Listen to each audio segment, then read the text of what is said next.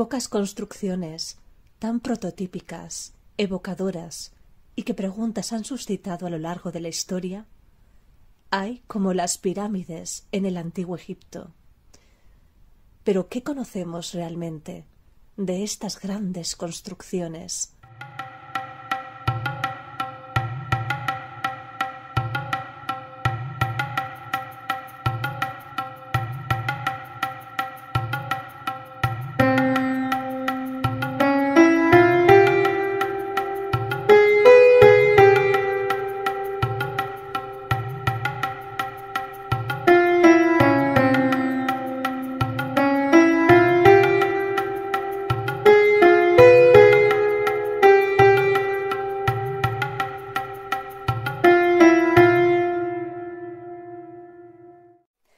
Hola, bienvenidas, bienvenidos un día más, un año nuevo, aquí, al soplo de Heket.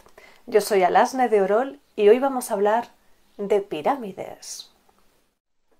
Pocas cosas hay más icónicas del antiguo Egipto que sus pirámides, de esas construcciones maravillosas, evocadoras y que tantos misterios siguen protagonizando. Pero ¿qué sabemos realmente de las pirámides del antiguo Egipto?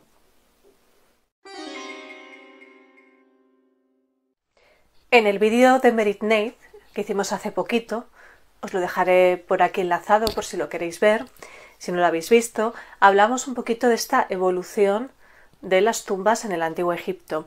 Hablamos en concreto con Merit Neith en esta primera dinastía época tinita.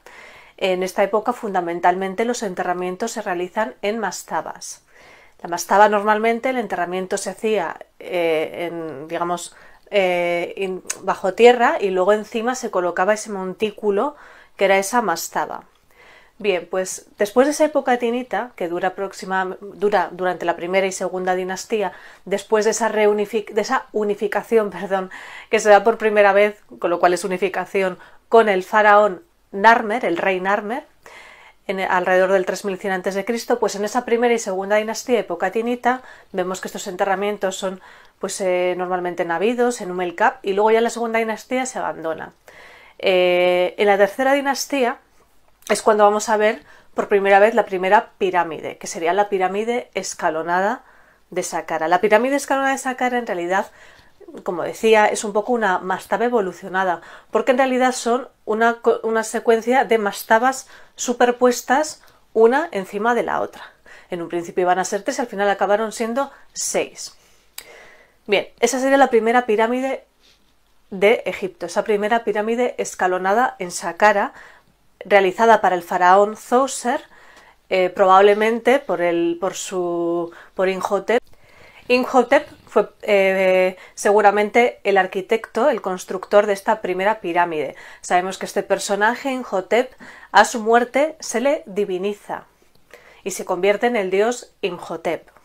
En esta primera pirámide escalonada, en la tercera dinastía, en el reino antiguo, construida para el faraón Djoser, probablemente por Imhotep, este arquitecto y probablemente al parecer un genio al cual se le diviniza a su muerte, pues vemos también una construcción que tiene esta pirámide, sería el Serdab. El Serdab, que se encontraría muy cerca de la propia pirámide, pues tendría probablemente un sentido ritual. Es un lugar donde dentro se coloca una estatua del rey, algo así simbolizando quizás el Ka del rey, etc. Y se le puede ver, tú le puedes ver a través de unos agujeritos, ves la estatua del rey, y a su vez simbólicamente él a través de esos agujeritos estaría divisando las estrellas. En concreto en este Serdab del faraón Djoser en Saqqara, os pondré por aquí cuáles son las estrellas. Está divisando en concreto, se dirige a una de la Osa mayor y una de la Osa menor. Es interesante, cuando hablamos de esta primera pirámide escalonada, conectamos con las creencias religiosas, sobre todo en esta época, en el reino antiguo, en el cual el faraón lo que pretende, lo que quiere, es fundirse con las estrellas. Entonces aquí aparece también la idea de la escalera. Si decíamos que esa pirámide escalonada es, digamos, una sucesión de mastabas, es la evolución de la mastaba por primera vez como pirámide, también estaría un poco probablemente simbolizando esa idea de los egipcios de esa escalera hacia el cielo. Es decir, el rey, el faraón, lo que desea a su muerte es llegar a las estrellas y fundirse con ellas, ser uno más de ellas. Y en concreto, ahora vamos a ver que prácticamente casi todas las pirámides, bueno, en alguna quizás se cambió para intentar precisamente el saqueo, pero originalmente la pirámide está concebida para que la entrada esté siempre en el norte. ¿Por qué? Porque de entre todas las estrellas que los antiguos egipcios veían en el cielo, concretamente había unas que eran las estrellas septentrionales, las estrellas del norte, son las que ellos observaban que eran inamovibles, es decir, como que aparentemente no se movían en el cielo. Y por eso ellos consideraron que esas eran las buenas, digamos, las mejores, ¿no? Esas eran como las probablemente inmortales para ellos, las que estaban ahí siempre. Entonces, concretamente esa entrada se coloca en el norte, precisamente dirigida a esas estrellas del norte. Aunque bien sabemos hoy en día que todas las estrellas mueren, las del norte y todas, igual que nosotros. Pues en esa evolución de la mastaba, en esa simbología de esa escalera al cielo, también vemos una similitud en esa forma piramidal con lo que precisamente, que también hemos hablado en otros vídeos, en concreto hay uno que hablábamos un poco de la cosmogonía egipcia, de esa concepción que tenían los antiguos egipcios a través de esa observación de la naturaleza, y hablábamos de un elemento muy importante para ellos, que es la colina primordial o el montículo primordial. Ese montículo que para ellos sería como de ese universo acuoso, en tinieblas y en silencio, que había en un principio, surgía esa primera tierra por primera vez, que era esa colina primordial, que puede ser que también les recordara pues a esos montículos de tierra fértil que aparecen en el Nilo, en las crecidas y decrecidas. Entonces, esa idea arcaica de la colina primordial, de ese montículo, de ese principio de la vida, también puede estar ligado a estas formas piramidales, al igual que esa escalera al cielo, que tiene que ver con esas ideas religiosas que son sobre todo muy fuertes en este periodo del Antiguo Egipto, que es el Reino Antiguo, que es el de fundirse con las estrellas. Bien, creo que también lo comentamos en el otro vídeo y hablamos ahora de esta evolución, ¿no? Si en esta tercera dinastía surge por primera vez esta pirámide escalonada, que va a haber luego otros intentos que al final fallidos se van a venir abajo, en la cuarta dinastía, que es la siguiente dinastía, que es la dinastía de los famosos faraones Keops, Kefren y Micerino, que bueno, eso es el nombre griego que se les da, en realidad se llaman Jufu, Jafre y Menkaura. Pero bueno, da igual, la forma egipcia, la forma griega, es lo mismo. Entonces, realmente quien funda la cuarta dinastía sería el padre de Keops, el padre de Jufu, que sería Snefru. Snefru es el gran constructor de pirámides, es el que más construye de todos los reyes. Construye, se le atribuyen a él 3 pirámides, nada más y nada menos. Una en Meidum y otras 2 en Dashur. Como decía en el vídeo también, creo que era el de Meritnate, se podría decir que las 2 primeras podrían ser así como un ensayo, como ensayos que no han salido del todo bien, y ya la tercera es la que le va a salir bien, que es la primera pirámide de caras lisas, sería la pirámide roja. Snefru hace su primer intento de pirámide en Meidum, y aquí tenemos la pirámide de Meidum que os pondré aquí. Esta pirámide en un inicio comienza siendo escalonada, pero luego se le pretendió poner caras lisas. En esta pirámide vemos ya por primera vez falsa bóveda, y se cree que más o menos la estuvo construyendo durante los 15 primeros años de su reinado, pero luego la abandona.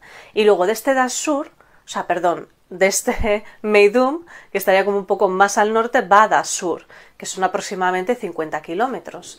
Dashur está bastante cerca lo que sería el Cairo Giza y luego Saqqara. De hecho, muchas veces, bueno, hoy en día se suelen visitar en Dashur las pirámides, tanto la Codada, que vamos a hablar ahora, como la Roja.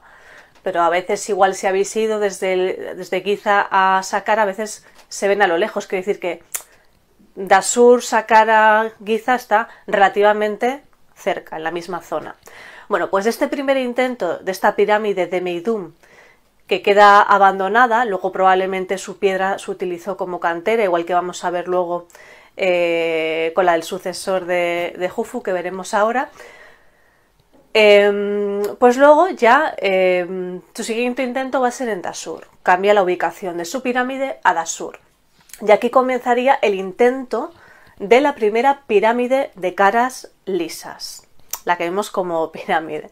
Entonces, esta pirámide, que hoy en día se conoce como romboidal o acodada, probablemente por un error de inclinación, probablemente empezó con demasiada inclinación, entonces hay un momento en el que hay un error y, como veremos aquí en la foto, queda así como un poco plof, ¿no? Un poco, como un poco, no sé si decir achatada, pero vamos, que no queda bien, que claramente no...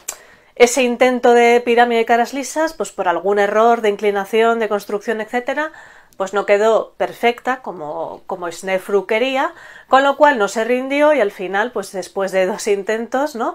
A la tercera ya lo consiguió. Y construye la pirámide roja. La conocemos así porque el tono de la piedra nos recuerda un poco rojizo.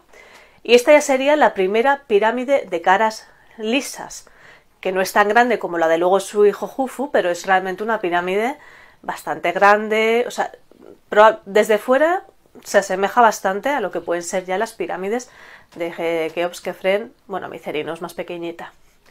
Bien, pues con la pirámide roja de Snefru se construye la primera pirámide de caras lisas. Con lo cual luego su hijo Jufu, o Keops, ya construye lo que conocemos como la Gran Pirámide, que va a ser la pirámide más grande y que más, digamos, más famosa probablemente.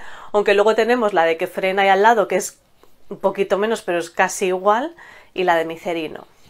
Bien, pues en la Gran Pirámide, la pirámide de Keops o de Jufu, que vamos a hablar después un poquito de ella y de las nuevas investigaciones que se están haciendo, normalmente se cree que a Jufu, que a Keops le sucede Kefren, y no le sucede Kefren. A Jufu, quien le sucede es Yedef-Ra. Y Yedef-Ra, este hijo de Jufu, hermano de Kefren o Khafre, que le sucederá luego más tarde, por algún motivo decide no construir su pirámide a lo de la de su padre, y la construye bastante cerca, pero es como a 8 o 10 kilómetros. Es una necrópolis que se conoce como Abu Roas. Esta necrópolis, que no solo en ella está esta pirámide derruida, sino que hay muchísimos más enterramientos de otras épocas. Están ahí trabajando, creo que son la IFAO, el Instituto Francés de Arqueología Oriental, y obviamente es una necrópolis, un asentamiento que prácticamente nadie visita, porque no es tan atractivo obviamente como las pirámides de Giza, pero que si queréis o tenéis mucho interés se puede visitar. La pirámide de Yedef-Ra, de este sucesor e hijo de Jufu, de Keops, quedó derruida, se fue abajo. Pero es muy interesante porque se puede ver esa cámara sepulcral que estaba como hacia abajo. Os pondré aquí alguna foto, si os acercáis por allí y os interesa se puede visitar. En esta pirámide roja de Snefru, su pirámide definitiva, podríamos decir, se encontraron unos restos humanos, que obviamente no se puede llegar a determinar de quién pueden ser exactamente, pero quién sabe, a lo mejor incluso podrían ser del rey. Bien, pues en estas 3 pirámides que construye Snefru, fijaos, al final es un poco lo de experimentación, experimentar, equivocarse, hacerlo bien, a la tercera va la vencida, pues es un poco esta historia, ¿no? Para que veáis que las pirámides de Giza, la pirámide, todas, porque parece ser que la gente siempre está como obsesionado con la Gran Pirámide, pero bueno, la de Kefren, por ejemplo, es prácticamente igual en altura, de hecho visualmente desde determinados sitios parece incluso mayor. La de Kefren es la que tiene todavía solo ese trocito de revestimiento de caliza de Tura. Y de hecho un dato curioso de la de Kefren es que muchos de los bloques son de mayor tamaño que los de la de Keops, pero bueno.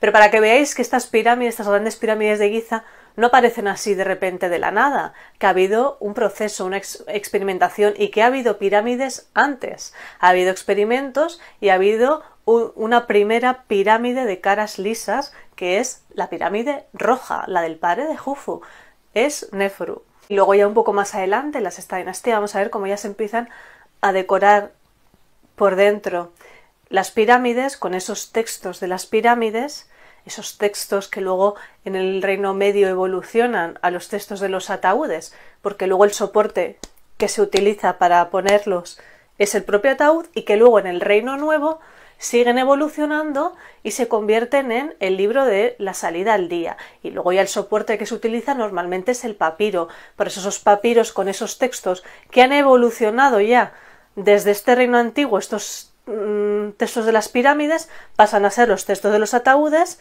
sobre todo teniendo en cuenta el soporte donde se realizan, y luego en el Reino Nuevo van a ser este libro de los muertos, como comúnmente lo conocemos así porque obviamente aparecían en estas tumbas del Reino Nuevo, pero es una evolución de estos textos digamos funerarios. La pirámide realmente no deja de existir. En el Reino Medio sigue habiendo pirámides diferentes, ya no son estas grandes moles de piedra, pero hay pirámides muy interesantes que eso lo dejo ya para el vídeo que viene, que vamos a hablar del maravilloso Reino Medio, así que no os lo perdáis y suscribíos si no estáis suscritos. Pero bueno, y luego evidentemente en el Reino Nuevo lo vemos diferente. En el Reino Nuevo los reyes se entierran en ese Valle de los Reyes, que realmente seguimos teniendo esa simbología, porque en el Valle de los Reyes vemos esa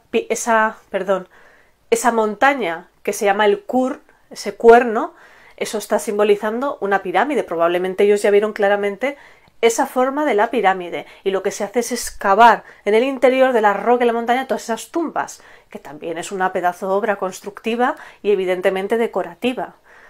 Y luego también vemos la simbología de la pirámide, por ejemplo en Deir el Medina, en el pueblo de los artesanos, tienen esas tumbas decoradas, pero luego muchas tienen una pirámide chiquitita que también encima de lo que es la tumba, simbolizando que ahí está. Esa simbología sigue estando siempre.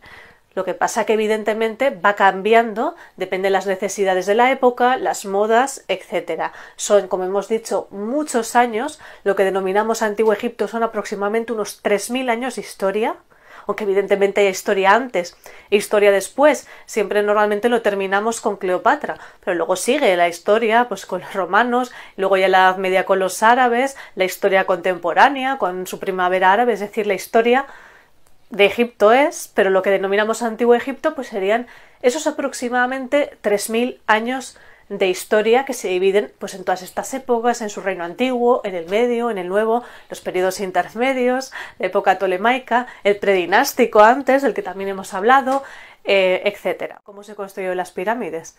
Pues es que yo siempre digo, las pirámides no se construyeron ni para que tú ni para que yo sepamos cómo se han construido. La pirámide, que es la tumba de un rey, igual que luego vamos a ver en otras tumbas que veíamos antes de las mastabas, o vamos a ver luego en las tumbas excavadas en el Valle de los Reyes, tenían la función evidentemente ritual de ser la morada de ese rey.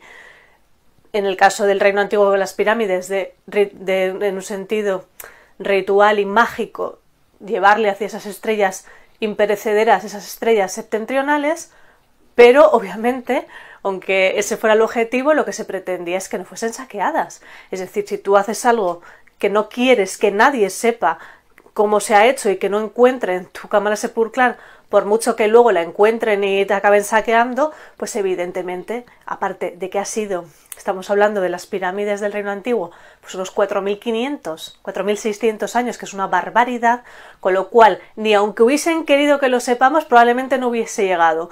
Pero es que no es el objetivo no es que sepamos cómo se han construido, que lo podamos descubrir o encontrar esas cosas ya es otra cosa, pero evidentemente no están construidas para que sepamos, están construidas un poco para todo lo contrario, es decir, para que no encuentres los restos ni las riquezas del rey, para que no perturbes su camino y su descanso eterno en esa vida eterna.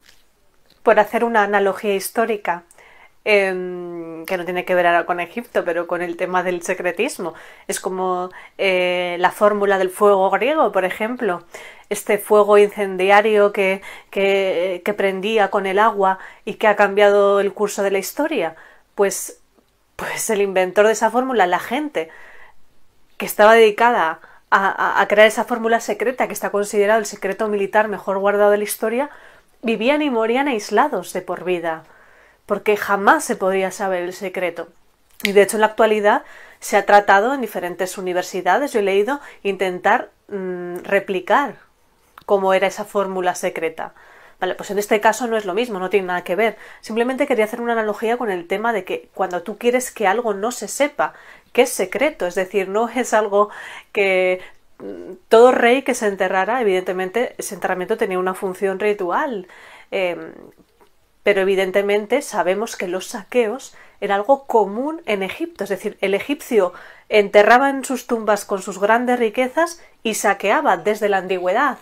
Es decir, y entendemos que evidentemente tiene que ser muy goloso saber que por mucho que sus difuntos se hayan enterrado con esas riquezas, con esas maravillas, saber que todo eso está ahí y saber que cuando venían los tiempos difíciles en Egipto, las crisis económicas, pues evidentemente tenía que ser muy tentador sacar de ahí, y se hacía, porque de hecho tenemos incluso juicios a saqueadores. De hecho tenemos el ejemplo de la tumba DB320 de Deir el-Bahari, que también os voy a dejar por ahí el enlace del vídeo que hice hace no mucho tiempo. Sabemos que todas esas momias, esos reyes del Reino Nuevo enterrados en el Valle de los Reyes, habían sido ya saqueadas sus tumbas en la antigüedad, en el tercer periodo intermedio, y por eso se llevan las momias ahí. Es decir, el saqueo en el Antiguo Egipto ha sido común desde siempre, o sea, saqueado desde la antigüedad.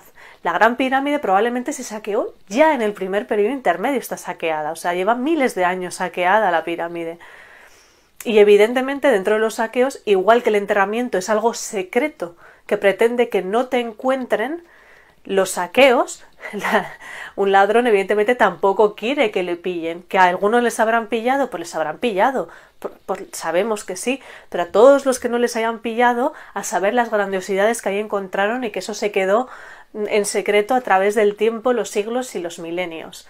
Pues evidentemente es que eso es así. Entonces, que nosotros a través de la historia cojamos esas piecitas del puzzle y podamos ir reconstruyendo pequeños trozos del puzzle, de esa maravilla, pues hay miles de cosas que todavía están sin descubrir, y que probablemente muchísimas nunca se descubran. La Gran Pirámide, si habéis estado o si vais, cuando entras pues tienes una gran galería por la que subes. Es curioso, nosotros lo llamamos el pasillo ascendente, pero lo que para nosotros es ascendente, en un sentido ritual para ese rey sería descendente, porque él desde su lugar de enterramiento, descendería para pues fundirse con las estrellas, para a lo mejor ir, volver y viajar de una forma ritual. Bien, pues en ese gran pasillo que nosotros denominamos ascendente, llegamos a lo que denominamos la cámara del rey, lo que probablemente sea y se cree que es la cámara oficial del rey. Un poquito más abajo, que la cámara del rey no está en el eje principal de la pirámide, está un poco más para allá, y luego un poco más abajo está lo que se denomina cámara de la reina. Un poco más abajo de lo que es la cámara del rey, es una cámara que erróneamente se la conoció como cámara de la reina. Y eso es porque cuando van los árabes dicen que les recordaba un poco ese techo a dos aguas a las tumbas de las princesas o las reinas musulmanas de la época, y por eso lo llaman cámara de la reina. Hoy en día sabemos que evidentemente no es una cámara destinada al enterramiento de una reina, sino que no sabemos exactamente para qué era, pero probablemente tuviese una función ritual, quizás similar a lo que hemos hablado antes del Serdaf, que por ejemplo tuviese a lo mejor una estatua del rey, su Ka, y tuviera pues alguna función simbólica y ritual en lo que es la pirámide, la tumba. Yo he tenido la suerte de poder estar en esa cámara del Ka o de la reina, que os pondré aquí la foto. Y luego también hay, en lo que es en la base de la pirámide, más abajo, otra cámara que también comúnmente, como siempre se le pone nombre, se le llama cámara del caos, y que está como un poco inacabada. Pues ahí, pues según Heródoto, este historiador, el auténtico enterramiento del faraón Keops o Khufu estaría en la base de la pirámide. Es curioso porque muchas veces, tanto desde la mastaba como en muchas pirámides, sí que normalmente está como debajo. En este caso la cámara estaría ahí. Probablemente la cámara del rey sea la que oficialmente es la cámara del rey. Si habéis estado atentos a las noticias de Egipto, que siempre hay pues nuevos descubrimientos, parece, es algo inagotable, parece, pues ahora mismo la Gran Pirámide pues está de moda. Seguramente hayáis oído hablar que pues este proyecto que es Skin Pyramids, creo, que yo creo que eran japoneses y supongo que de más nacionalidades, pues con estas máquinas de muones, etcétera, pues sabéis que han detectado huecos. Probablemente la Gran Pirámide se saqueó ya durante el primer periodo intermedio, es decir, hace más de 4000 años. Con lo cual, imaginaos cómo vamos a saber lo que había ahí en caso de que fuera realmente esa cámara oficialmente, que seguramente la cámara oficial del rey fuese esa y está saqueada. ¿Que existe alguna mínima posibilidad de que la cámara esté todavía oculta en otra parte de la pirámide? Pues también. Aunque hay muy pocas posibilidades, la posibilidad existe. Y eso es algo maravilloso que nos hace soñar, vamos. Yo creo que sería un sueño encontrar el enterramiento intacto de un faraón de la primera dinastía en una pirámide. Sería, perdón, de la cuarta dinastía, del reino antiguo me refiero. O sea, sería algo, vamos, yo creo que lo de Tutankamón quedaría en un segundo plano totalmente. Por eso ahora que han detectado esos agujeros, podríamos decir, pues se quiere investigar. Evidentemente es difícil, llevará mucho tiempo porque no se puede dañar la pirámide y menos se puede dañar simplemente porque sí, o sea, hay que tener, no vas a dañar la pirámide encima para nada, entonces se tendrá que hacer con muchísimo cuidado, con microcámaras, con mucha planificación y a todo eso hay que unirle el ritmo de la burocracia egipcia, con lo cual que se sepa que hay en esos huecos, bueno, pues tardará lo suyo. Ojalá haya algo.